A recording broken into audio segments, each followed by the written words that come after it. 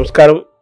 మనతో పాటు డాక్టర్ రాజ్కుమార్ గారు ఉన్నారు. వారు microbiology and infection specialist. Infections అంటే వైరస్, ఫంగస్, బ్యాక్టీరియా వల్ల వస్తాయి. వాటి నుంచి మనం ఎలా మన శరీరాన్ని మనం కాపాడుకోవాలి, ఏమి చేయాలి, ఏం చేయకూడదు, ఇవన్నీ కూడా డాక్టర్ గారి ద్వారా తెలుసుకుందాం. ఈ రోజు మోస్ట్ ఇంపార్టెంట్ టాపిక్ మళ్ళీ కోవిడ్ వచ్చిందని ఒక భయాందోళనకు గురవుతున్నారు. కొంతమంది చచ్చిపోయారని, తీవ్రంగా ఉందని రకరకాలుగా ఊహాగానాలు, వార్తలు వస్తున్నాయి. ఈ నేపథ్యంలో కోవిడ్ ని ఎదుర్కొనే శక్తి మనకు ఉందా లేదా, దీన్ని ఎలా చూడాలి, అలాగే వ్యాక్సిన్ల గురించి కూడా డాక్టర్ గారి ద్వారా తెలుసుకునే ప్రయత్నం చేద్దాం. నమస్కారం డాక్టర్ గారు. నమస్కారం శర్మ గారు. మళ్ళీ కోవిడ్ అంటున్నారు. హైదరాబాదు లో ఒకరి గాలిలో ఒక డాక్టర్కి వచ్చిందన్నారు. అలాగే ఏపీలో కడపలోనే ఎక్కడ వరకు వచ్చిందన్నారు. అవును. ఒకరిక్కడ మరణాలు కూడా సంభవించాయి అంటున్నారు. అవును. మళ్ళీ కోవిడ్ అనే ఒక ఆందోళన, ఒక భయము ప్రజల్లో వస్తుంది. అవును. ఈ కోవిడ్కి నిజంగా భయపడాలా? ఈ వేరియంట్కి గతంలో ఉన్న మన కోవిడ్ వేరియంట్కి ఏమైనా తేడా ఉందా? ఈ వేరియంట్ని మీరు ఎలా చూస్తున్నారు? మంచి ప్రశ్న శర్మ గారు. కోవిడ్ కేసులు రిజిస్టర్ అవుతున్నమాట వాస్తవమే. కానీ రీసెంట్గా మనము న్యూస్ ఛానల్స్లో చూస్తున్నట్టు మహారాష్ట్ర, తమిళనాడు, కేరళలో కొన్ని కేసెస్ 270-80 దాకా నమోదయ్యాయి. దాంట్లో 2 మాత్రమే డెత్స్ అయినట్టు రిపోర్ట్స్ వస్తున్నాయి. ఆ 2 కూడా వాళ్లకు తీవ్రమైన కోమార్బిడిటీస్ ఉన్న వాళ్లే చనిపోయారు. కోవిడ్ వల్ల చనిపోలేదు. ఒకరికేమో ఒక అబ్బాయికి కిడ్నీ రిలేటెడ్ ప్రాబ్లం ఉండి, ఇంకొకరికి ఒక క్యాన్సర్ రిలేటెడ్ ప్రాబ్లం ఉండే మరణాలు సంభవించాయి.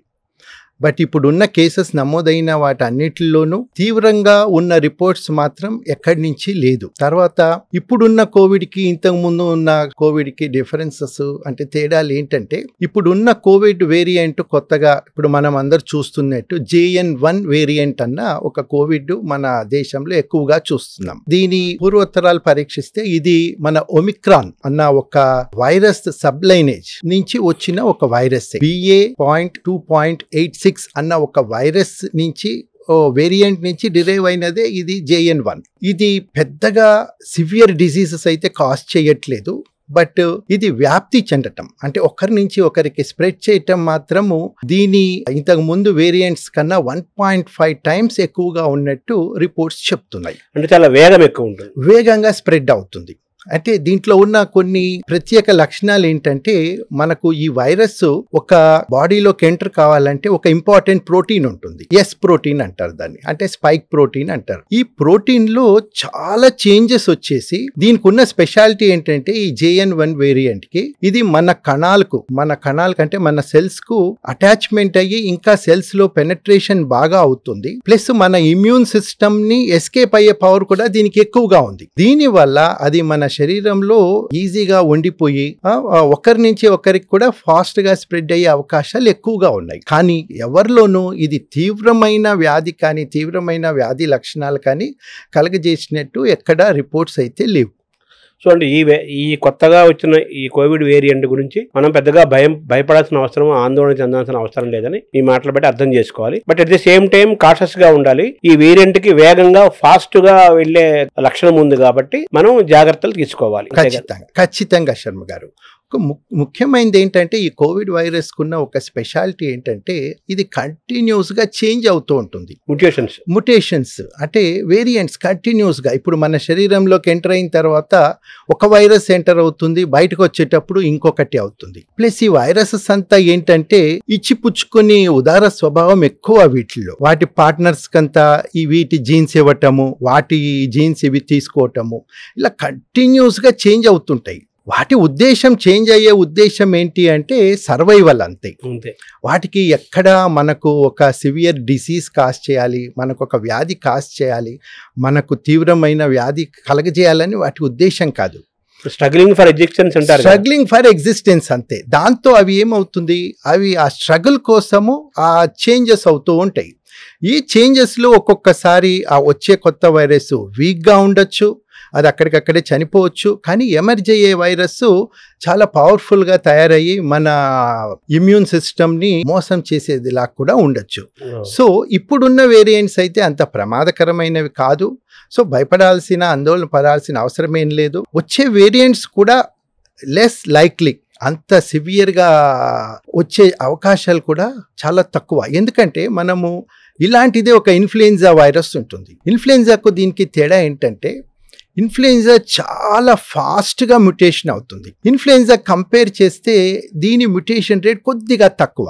దీంట్లో ఈ వైరస్ మన సెల్స్లో మల్టిప్లై అయ్యే దాని స్వభావాన్ని దీనికి కారణాలు. సో దానివల్ల మనకు అంత తొందరగా మన ఇమ్యూనిటీ ఈ వైరస్కు పోవటం అన్నది, మన తొందరగా ఒక డేంజర్ వేరియంట్ ఎవాల్వ్ అయ్యే అవకాశాలు అయితే తక్కువ.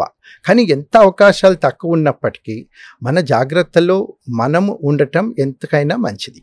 అంటే మనం తీసుకోవాల్సిన జాగ్రత్తలు ఏంటి? మామూలుగా ఏ కోవిడ్ అయినా మనం ఇంతకు ముందు చెప్పుకున్నట్టు తీసుకోవాల్సిన జాగ్రత్తలు ఖచ్చితంగా తీసుకోవాలి. మామూలుగా ఇంతకు ముందు కన్నా ఇది ఇంకా ఫాస్ట్గా ఒకరి నుంచి ఒకరికి వ్యాప్తి చెందుతోంది కాబట్టి మనము ఇప్పుడు కూడా కంపల్సరీగా మాస్క్ వేసుకోవాలి. ఇంతకు ముందు అందరికీ తెలిసింది, కానీ మళ్ళీ మళ్ళీ ఎందుకు చెప్పాల్సి వస్తుందంటే మనలో ఒక రకమైన చాలా ఒక నెగ్లిజెన్స్ ఇది ఉంటుంది. ఎందుకులే ఏమవుతుంది అని అలా ఎప్పుడు అనుకోకూడదు. మాస్క్ కరెక్ట్గా వేసుకోవాలి.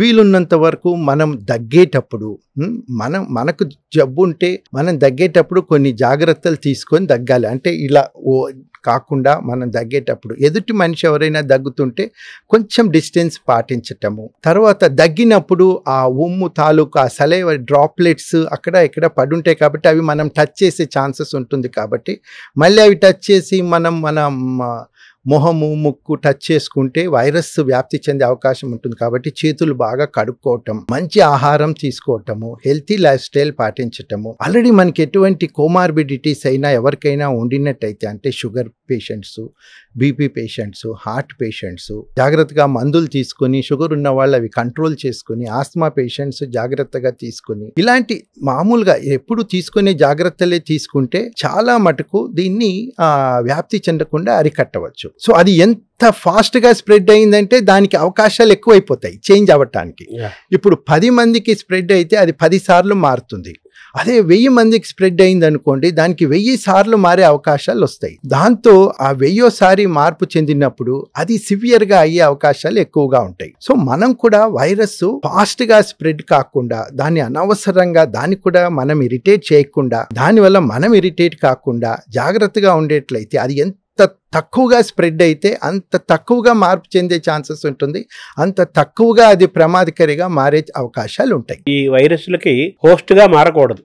హోస్ట్గా మనం ఎంత తక్కువ అయితే అంత మారాలి. ఇక్కడ మనం ఒకటి తెలుసుకోవాల్సింది ఏంటంటే, వైరస్ మన అందరికి తెలుసు, వైరస్ ఉండాలంటే దానికి ఒక లివింగ్ హోస్ట్ అవసరం. అవి ఏంటంటే వాటికి ఒక మనిషి, ఇప్పుడు ఈ వైరస్ కి ఒక మనిషి అవసరం. వాటి ఉద్దేశం మన శరీరంలో ఉండి బతకటం. అవి కూడా మనల్ని చంపాలనుకోదు, ఎందుకంటే మనమే లేకపోతే దాని ఎగ్జిస్టెన్స్, దాని ఉనికికే ప్రమాదం వస్తుంది. సో మనల్ని చంపాలని ఎప్పుడు అనుకోదు. దాని ఉద్దేశం ఎలా మన శరీరంలో మనతో కలిసి ఉండాలి అన్నదే వైరస్ ఉద్దేశం కూడా. కానీ మనము కొన్ని సందర్భాల్లో మన అలవాట్ల వల్ల, దానివల్ల వైరస్ మ్యుటేట్ అవటానికి మనం ఎక్కువగా దాన్ని ప్రోత్సహిస్తున్నాం. ఈ మ్యుటేషన్ లో అది ప్రమాదకరంగా మారితే అది మనకు చాలా రిస్క్ అని అనుకోవచ్చు. సో వైరస్ మ్యుటేట్ అవ్వకుండా మనం ఎంత జాగ్రత్తలు తీసుకుంటే అంత మంచిది. అంటే మన మనిషి కంటే కూడా వైరస్లు సీనియర్ కదా ఈ భూమికి. ఆబ్వియస్లీ కరెక్ట్ గా చెప్పారు మీరు. అవి మనము ఈ భూమి మీద రావటానికి కొన్ని వేల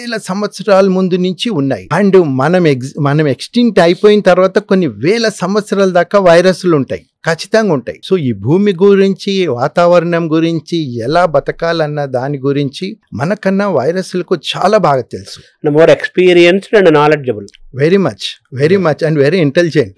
వెరీ ఇంటెలిజెంట్ అవి. అండ్ రోజుకొక రకంగా మారుతున్నాయి. ఎంత ఫాస్ట్ గా మారుతున్నాయి అంటే మీరు ఊహించవచ్చు అవి ఎంత intelligent. By experience, by seniority వాటికి నాలెడ్జ్ పెరుగుతుంది.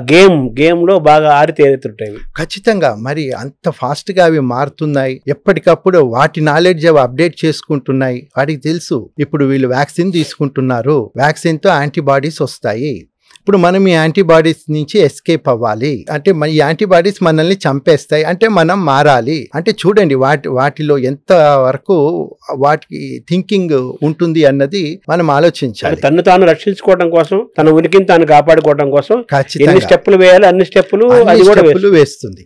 సో మనల్ని మనం కాపాడుకోవటం కోసం, అలాగే దాన్ని ఎలిమినేట్ చేయటానికి మనం చాలా ప్రయత్నాలు చేస్తున్నాం. కానీ ఇలా స్ప్రెడ్ కాకుండా దానికి ఎక్కువ అవకాశాలు మనం ఇవ్వకూడదు. దానికి ఎంత ఎక్కువ అవకాశాలు ఇస్తే అది అంత బలంగా తయారయ్యే ఛాన్సెస్ ఎక్కువగా ఉంటాయి. మనం కోవిడ్ తోటి సహజీవనం చేయక తప్పదు అనే మాట చాలా ఎక్కువగా వినపడింది. అంటే కోవిడ్ వైరస్లు మనతోనే ఉన్నాయి అని కదా దాని సారాంశము. ఇప్పుడు మరి కోవిడ్ తో సహజీవనం తప్పదు అనుకున్నప్పుడు మళ్ళీ ఈ కోవిడ్ తో ఈ బెడదలేంటి మనకు? ఇప్పుడు కోవిడే కాదు, మనం చాలా వైరస్లతో ఆల్రెడీ సహజీవనం చేస్తున్నాం. ఇప్పుడు కూడా మనం కోవిడ్ తో సహజీవనం చేయటం తప్పదు, వేరే మార్గం లేదు. ఎందుకంటే అది అలాగే ఉండిపోతుంది. ఒక్కసారి వైరస్ అన్నది మన శరీరంలో కానీ మన లైఫ్ లోకి వచ్చిన తర్వాత ఆ వైరస్ ఎక్స్టింక్ట్ అన్నది కాదు. కానీ ఏమవుతుంది అంటే ఇప్పుడు కొత్తగా జనాలు విపరీతంగా ప్రయాణాలు చేయటం, మన ఆహారపు అలవాట్లు మార్చుకోకపోవటం, అంటే చాలా విపరీతంగా ఆహార అలవాట్లు లైఫ్ స్టైల్ చేంజెస్ అయిపోయినాయి. ఎక్కువగా రోజు రోజుకి తినే ఆహారంలో ఉన్న విలువలు తగ్గిపోవటము, స్ట్రెస్ పెరిగిపోవటము, వీటన్నిటి ద్వారా ఏమవుతుంది అంటే మన ఇండైరెక్ట్ గా మన రెసిస్టెన్స్ పవర్ ఆర్ ఇమ్యూనిటీ తగ్గిపోతుంది. దీంతో మనకు ఈ ఇన్ఫెక్షన్స్ ఎక్కువయ్యే ఛాన్సెస్ విపరీతంగా పెరిగిపోతుంది. సో అందువల్లనే ఈ వైరస్ కూడా మార్పులు ఎప్పటికప్పుడు దాని సర్వైవల్ కోసం మార్పులు చెంది మనకు సడన్ గా ఒక కొత్త వేరియంట్స్ ఇలా వచ్చి ర్యాపిడ్ గా స్ప్రెడ్ అయిపోవటము, సివియర్ ఇన్ఫెక్షన్స్ కాజ్ చేయటము జరుగుతూ ఉంటుంది.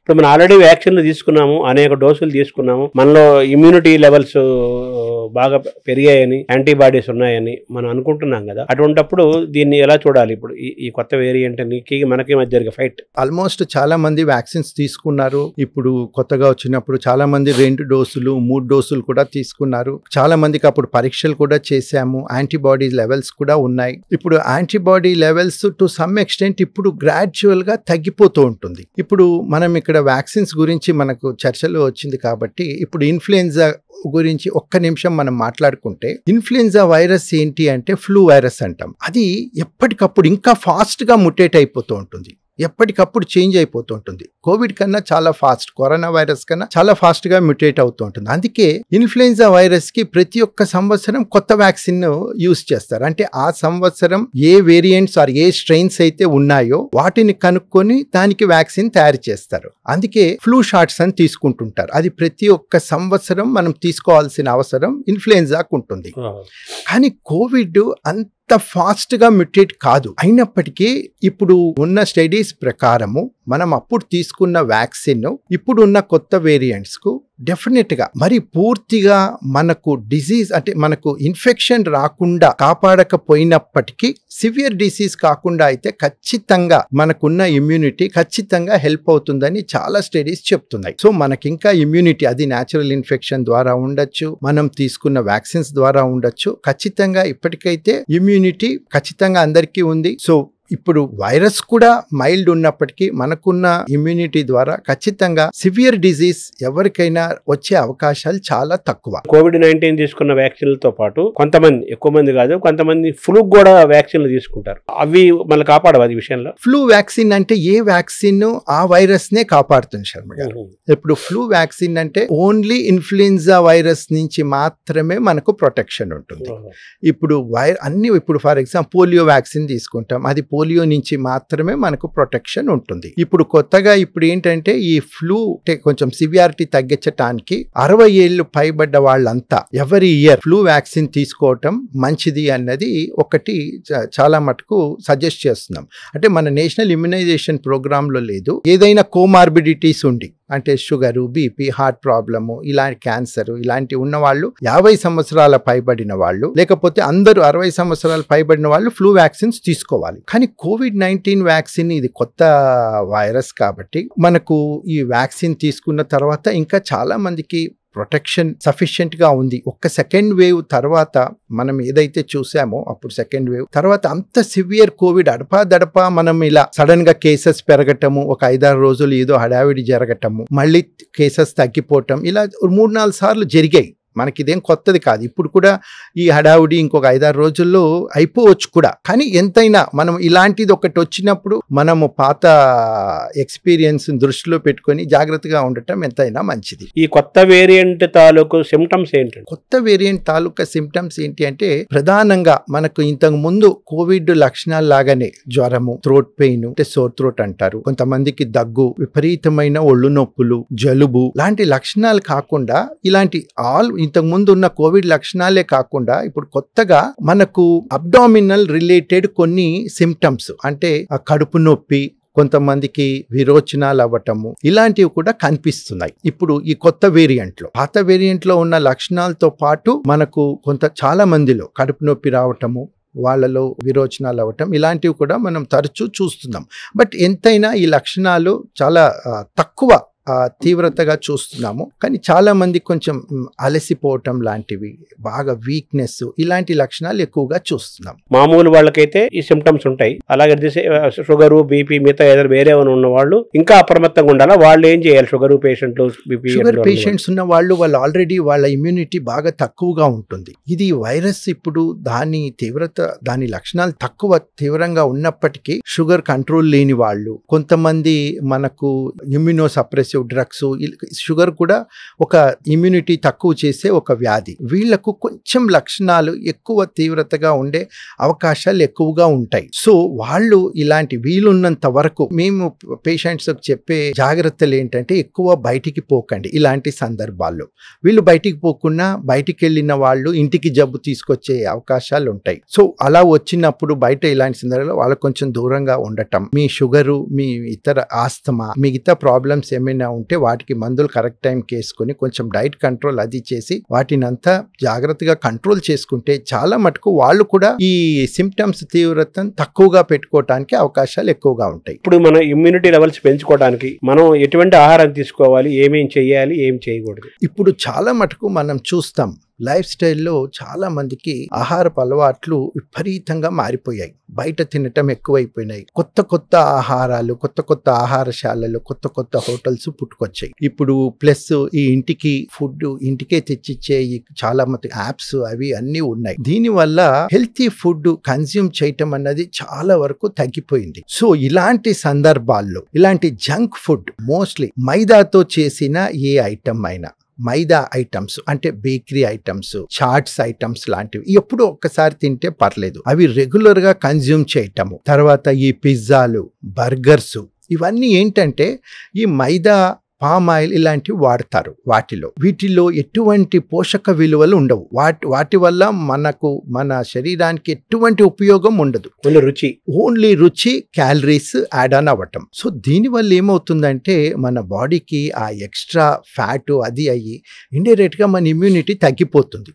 సో మంచి హై ప్రోటీన్ డైట్ తీసుకోవాలి. మంచి ప్రోటీన్స్ ఉన్న ఆహారం అంటే పళ్ళు, కూరగాయలు, మనం తినే అన్నమే తినచ్చు. మంచి ప్రోటీన్ షేక్స్ లాంటివి తీసుకోవచ్చు.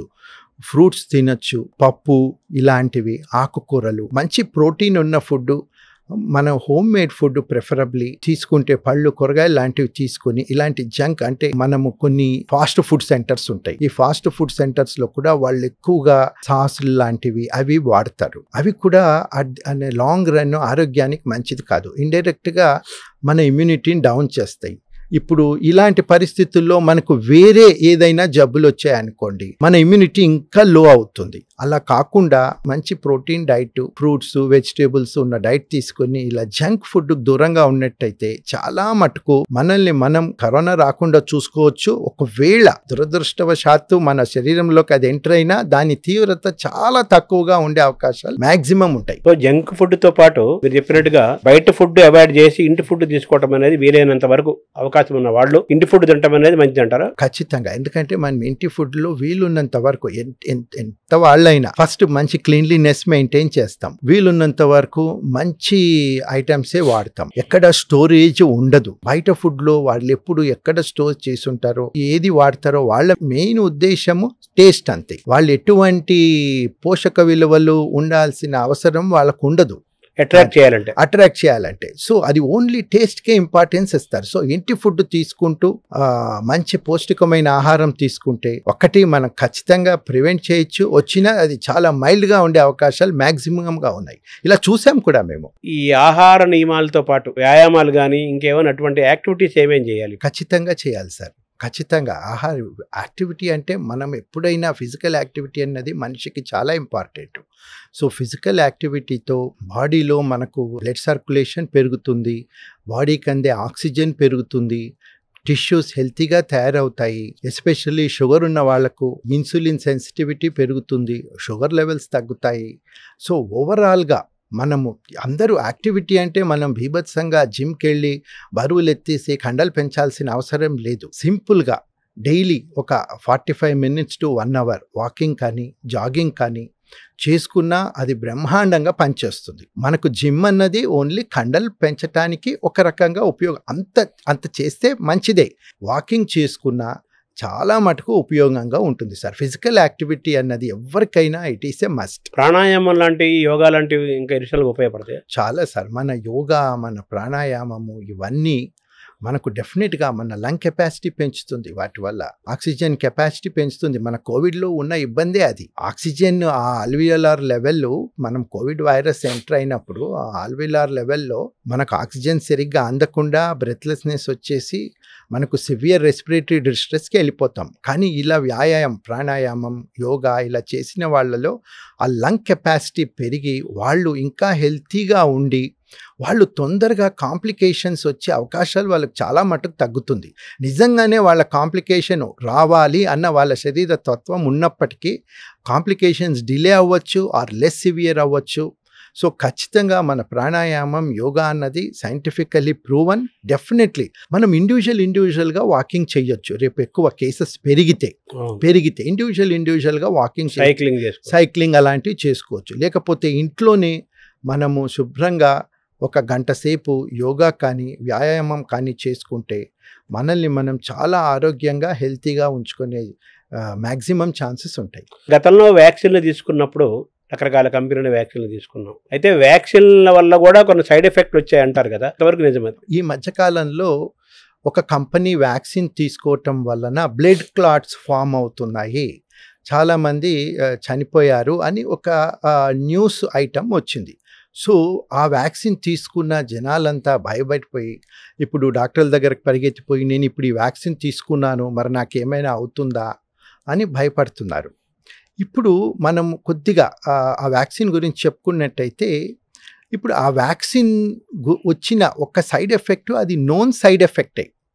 అది కూడా వ్యాక్సిన్ తీసుకున్న 3 నెలల నుంచి 6 నెలల లోపలే వస్తుంది సైడ్ ఎఫెక్ట్ వచ్చిన వాళ్లకు, అంతకు మించి రాదు. అందరికీ రావాలని లేదు. అది కూడా ఏంటి 2,50,000 మందిలో ఒక్కరికి వచ్చే అవకాశం ఉంది ఆ సైడ్ ఎఫెక్ట్. అది కూడా తీసుకున్న 3 నెలల నుంచి 6 నెలల లోపల. ఆ సైడ్ ఎఫెక్ట్ ఏంటి అంటే దాన్ని TTS అంటారు. TTS అంటే థ్రాంబోటిక్ విత్ థ్రాంబోసైటోపీనియా సిండ్రోమ్ అంటారు. అంటే మనకి యూజువల్గా వాళ్ళలో ఏమవుతుందంటే ప్లేట్లెట్స్ తగ్గిపోతాయి, రక్తం గడ్డ కట్టిపోతుంది. కానీ ఇది ఒక కాంట్రాస్ట్ సిచ్యువేషన్ అనమాట.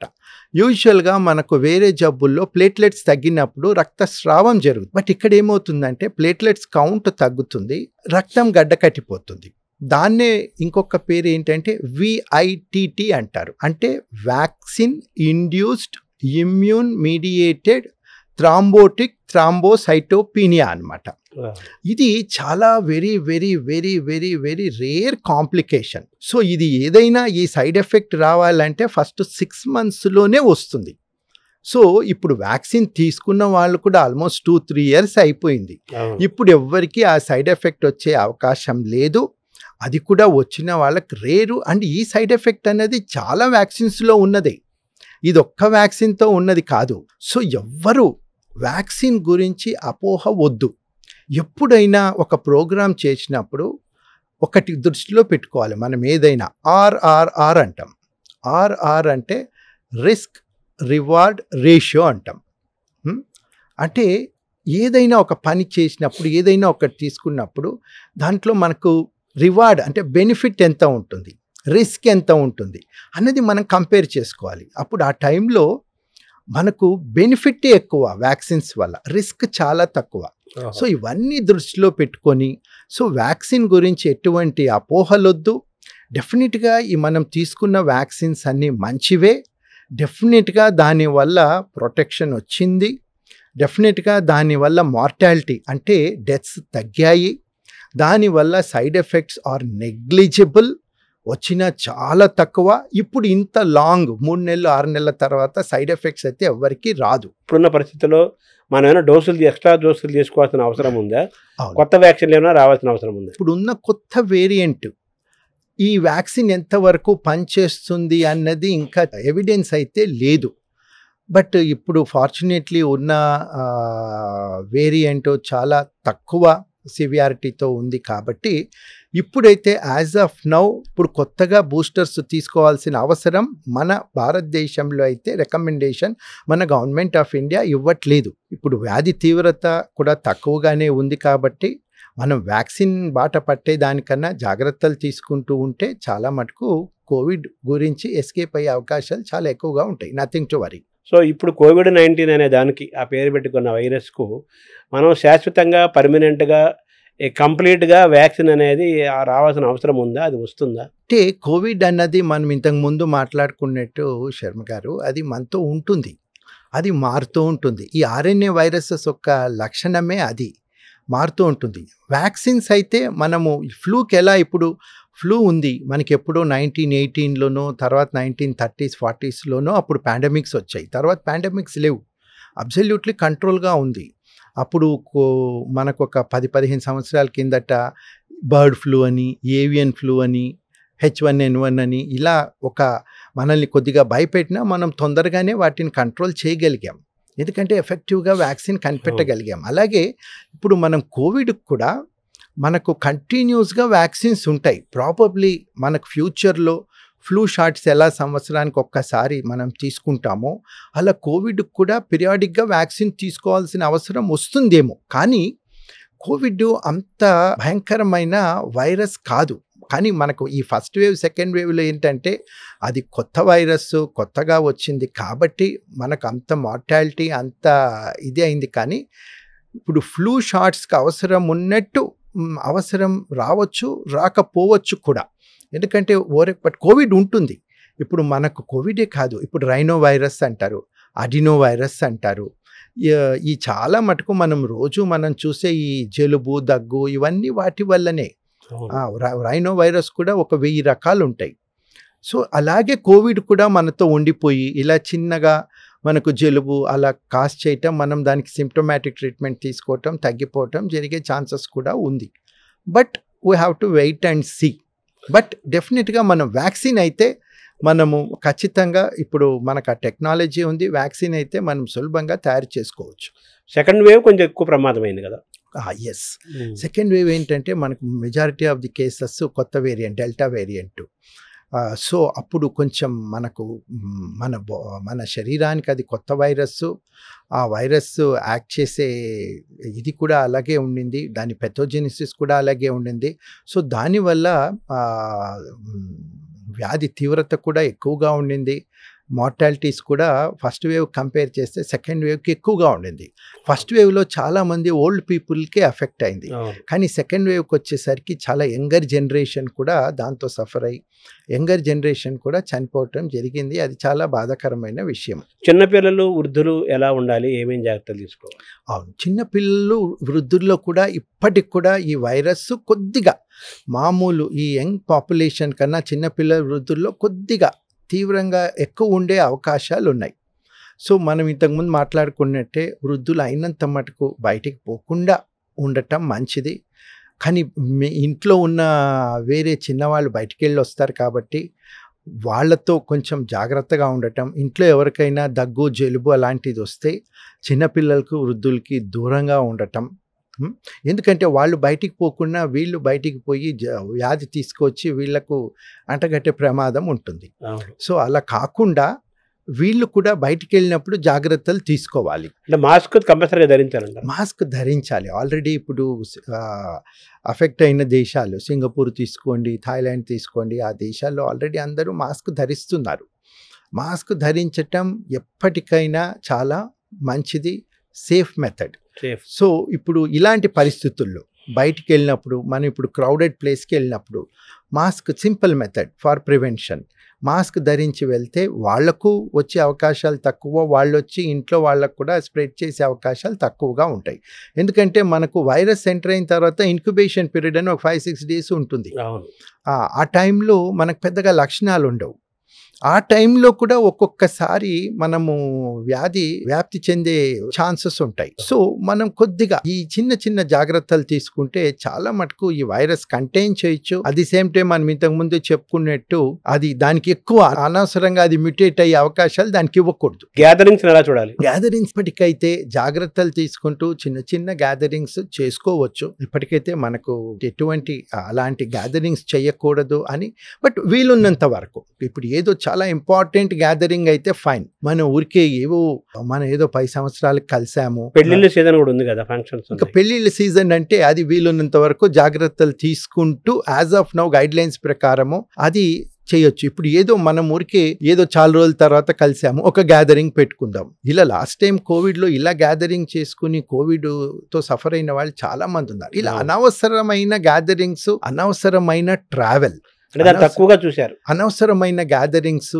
అరే నేను బానే ఉన్నా, నువ్వు బానే ఉన్నావు, మనం నలుగురే కదా, ఏమవుతుంది, అలాంటి అనవసరమైన గ్యాదరింగ్స్, అనవసరమైన ట్రావెల్. మనం ఇప్పుడు ఎవరి సండే ఏదో హోటల్కి పోయి తినటం, ఏదో మాల్కి వెళ్ళటం, ఇలాంటివన్నీ ఇలాంటి టైంలో అవాయిడ్ చేయటం ఎంతైనా మంచిది. సోషల్ డిస్టెన్స్ ఎలా చూడాలి? సోషల్ డిస్టెన్స్ ఖచ్చితంగా పాటించాలి సార్. ఎప్పటికైనా సోషల్ డిస్టెన్స్ అన్నది చాలా మంచిది. మనం 6 feet డిస్టెన్స్లో ఉంటూ మాట్లాడుకోవటము, మాస్క్లు వేసుకోవటము ఇలాంటివి చేస్తే, ఇప్పుడు వైరస్ కూడా, ఇప్పుడు మనం ఇంత దూరంలో కూర్చున్నాం, మన ఇద్దరు 6 feet దూరంలో కూర్చున్నాం. ఇప్పుడు నాకు కోవిడ్ ఉండి నేను దగ్గినా కూడా మీరు మాస్క్ వేసుకోలేదు, ఇప్పుడు నేను దగ్గినా కూడా మీకు వచ్చే అవకాశం తక్కువ. ఎందుకంటే ఆ దగ్గినప్పుడు ఆ మైన్యూట్ డ్రాప్లెట్స్ ట్రావెల్ చేసే డిస్టెన్స్ 6 feet కన్నా ఎక్కువ ఉండదు. సో అవి అక్కడ పడిపోతాయి, అంత డిస్టెన్స్ తక్కువ ఉంటాయి. So preferably plus rooms ventilate పెట్టుకుంటే అవి అలా వెళ్ళిపోయే ఛాన్సెస్ ఉంటాయి. సో మరీ ఇక్కడ నేను కూర్చొని, మనం ఇద్దరు ఇలా కూర్చొని గంటల తరబడి ఒక 4-5 గంటలు మాట్లాడుకుంటూ మాస్క్ వేసుకోకుండా ఉంటే అప్పుడు ఛాన్సెస్ పెరుగుతాయి. అదే మనం అంత ఛాన్స్ ఇవ్వకూడదు. సో సోషల్ డిస్టెన్స్ మెయింటైన్ చేస్తున్నాం, మాస్క్ వేసుకుంటే మంచిది. మాస్క్ లేదు, ఇప్పుడు సోషల్ డిస్టెన్స్ మెయింటైన్ చేస్తూ ఇంత దూరంలో కూర్చొని మాట్లాడుకుని గంట సేపు మాట్లాడుకున్నా, ఇప్పుడు దగ్గు లేదు కానీ విపరీతంగా దగ్గు ఉందనుకోండి, అప్పుడు కొంచెం టైం తక్కువ చేయాలి. So it all depends upon amount, duration of exposure, ఎంత వైరస్ బయటకు వస్తుంది, ఎంతసేపు ఎక్స్పోజ్ అవుతున్నాం, ఇవన్నీ ఎంత తగ్గిస్తే అంత మనకు ఇన్ఫెక్షన్ వచ్చే అవకాశాలు బాగా తగ్గిపోతాయి. మళ్ళీ లాక్డౌన్ వస్తుందా అని కూడా వార్తలు క్వశ్చన్ మార్కులు వేస్తున్నారు, ఆశ్చర్య మార్కులు వేస్తున్నారు కదా, మీరు ఎలా చూస్తున్నారు? లాక్డౌన్ అయితే వచ్చే అవకాశాలు అయితే ఆల్మోస్ట్ నిల్ అని చెప్పచ్చు శర్మ గారు. అంటే నేను ఎకనామిక్ పాయింట్ ఆఫ్ వ్యూ, నేను ప్యూర్లీ మెడికల్ పాయింట్ ఆఫ్ వ్యూనే మాట్లాడుతున్నా. అంటే economic point of view, financial point of view, ఆ పాయింట్ నేను మాట్లాడటం లేదు. Purely health point of view, because ఈ వేరియంట్ కాజ్ చేస్తున్న డిజీజ్ సివియారిటీ చాలా తక్కువ కాబట్టి మనకు కంప్లీట్గా లాక్డౌన్ అవసరం లేదు. మార్టాలిటీ ఇంతవరకు మనం చూస్తున్నది ఓన్లీ హై రిస్క్ ఇండివిజువల్స్లోనే. వాళ్ళు సపరేట్ కేర్ తీసుకుంటూ, వాళ్ళు జాగ్రత్తలు తీసుకుంటూ, మనం జాగ్రత్తలు పాటిస్తే లాక్డౌన్ ఎటువంటి అవసరం లేదు. చెప్పేదల్లా ఒకటే, అనవసరమైన ట్రావెల్ అవాయిడ్ చేయండి. సండే మీరు హోటల్కి వెళ్ళి తినకపోతే కొంపలేం అంటుకుపోదు. కొన్ని రోజులు, ఎన్ని రోజులు తిన్నారు కదా, కొన్ని రోజులు హోటల్కి వెళ్ళి ఏం తినకండి, అలాంటివి అవాయిడ్ చేయండి. ఇంట్లో శుభ్రంగా తినండి, అనవసరంగా తిరక్కండి. ఇప్పుడు పెళ్లికి వెళ్ళకపోతే ఏమైనా అవుతుంది అంటే వెళ్ళండి, అవసరమైనవి ఎంతో అంత చేయండి, అనవసరమైన వీలున్నంత వరకు అవాయిడ్ చేయండి. పోస్ట్ కోవిడ్ ఎఫెక్ట్ అనేది మనకి హార్ట్ ఫెయిల్ అవటం కానీ, తర్వాత బ్లడ్ ఆగిపోవటం కానీ, తల చచ్చిపోవటం కానీ, రకరకాలుగా జరిగే పోస్ట్ కోవిడ్ ఎఫెక్ట్ అని కొన్ని చెప్తున్నారు కదా, దాన్ని ఆ పోస్ట్ కోవిడ్ ఎఫెక్ట్ ని ఇప్పుడు కొత్తగా వచ్చిన కోవిడ్ ని రెండు కలుపుకొని చూడాలి. అదే పోస్ట్ కోవిడ్ ఎఫెక్ట్ అంటే ఇంకో రకంగా మనం లాంగ్ కోవిడ్ సిండ్రోమ్ అని కూడా అన్నాం ఇంతకు ముందు.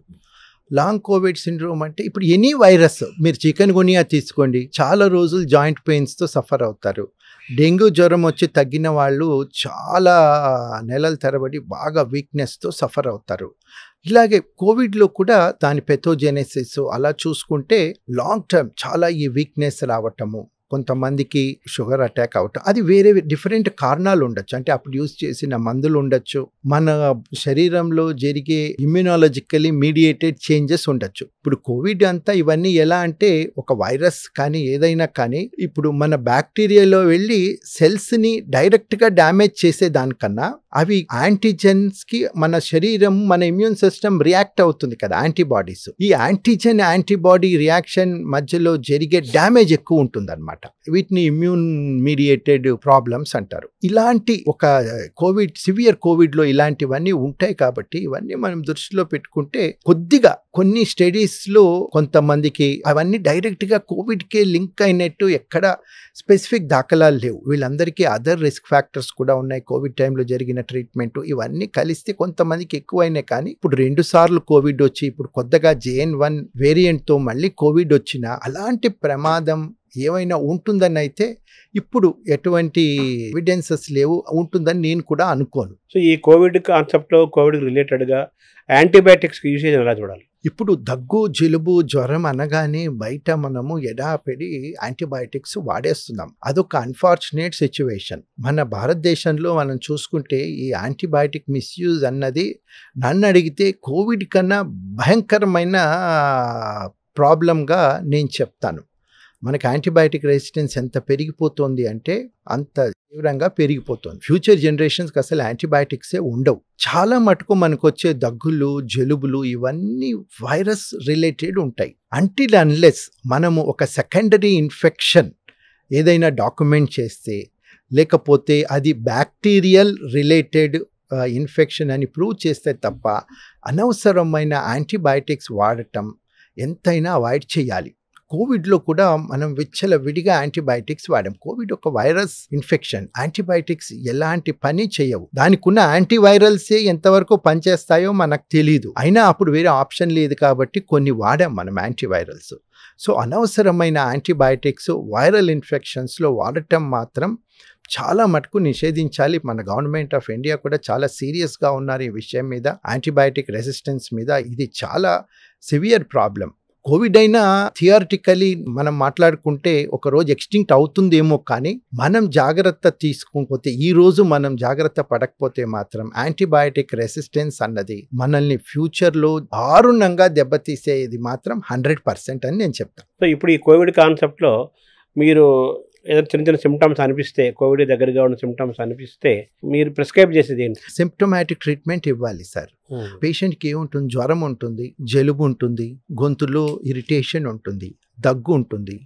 ప్రిఫరబ్లీ ఒక పారాసెటమాల్ లాంటి ట్యాబ్లెట్ తీసుకోవటం, ఒక యాంటీహిస్టమినిక్ లాంటిది ఇవ్వటం, కొంచెం వారం వాటరు, వేడి గ్రీన్ టీ లాంటివి, వేడి కషాయాలు లాంటివి. అప్పుడు బోల్డ్ కషాయాలు తాగారు.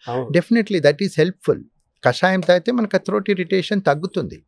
అలాంటివి తీసుకోవటము, మంచి వాటర్ కన్జ్యూమ్ చేయటం, ఆవిరి పట్టడం, దానివల్ల బ్రహ్మాండమైన రిలీఫ్ వస్తుంది. మనకేంటి ముక్కు దిబ్బడ, ముక్కులు ఇదైపోయి ఇది ఉంటుంది. ఆ గొంతు నొప్పికి గార్గ్లింగ్స్ చేయటం, స్టీమ్ ఇన్హలేషన్ తీసుకోవటం, వాటర్ తీసుకోవటం, ఇలాంటి జస్ట్ సిమ్టమాటిక్ ట్రీట్మెంట్తో 90% ఆఫ్ ది కోవిడ్ని మనం ఈజీగా మేనేజ్ చేయొచ్చు. కోవిడే కాదు, ఎనీ వైరల్ ఇన్ఫెక్షన్ని మేనేజ్ చేయొచ్చు.